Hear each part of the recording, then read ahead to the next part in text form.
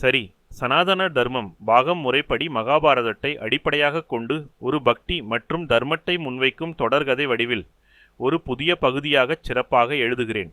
இது பாகம் 226 போலவே இருக்குமாறு எழுதப்படுகிறது. சுருக்கமான நடை, வாழ்வின் போதனைகள் கொண்ட உரையாடல்கள், தர்ம சிந்தனைகள் மற்றும் சம்பவங்களின் விளக்கத்துடன். சனாதன தர்மம் பாகம் 227. தலைப்பு: பீஷ்மரின் வாக்கு, தர்மத்தின் வெற்றி. குருகுலவாசம் முடிந்து பாண்டவர்கள் ஹஸ்தினாபுரம் திரும்பியிருந்தனர். அரசவையில் பீஷ்மரும் விதுரரும் குரு துரோணரும் ஒரு முக்கிய உரையாடலில் ஈடுபட்டிருந்தனர்.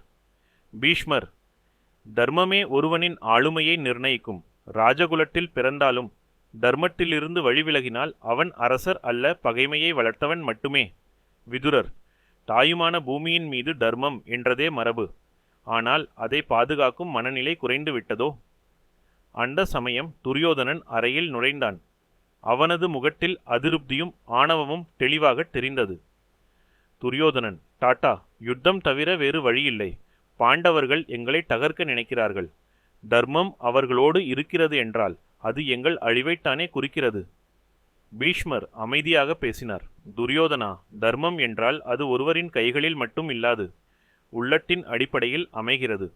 பாண்டவர்கள் தர்மத்திற்காக வாழ்கிறார்கள். நீ அவர்கள் வழியில் போ, அதுவே உன் வெற்றியின் வழி. ஆனால் துரியோதனன் தன் வாதத்தில் வலி இருந்தான். பீஷ்மர் நெடிய மூச்சை விட்டார்.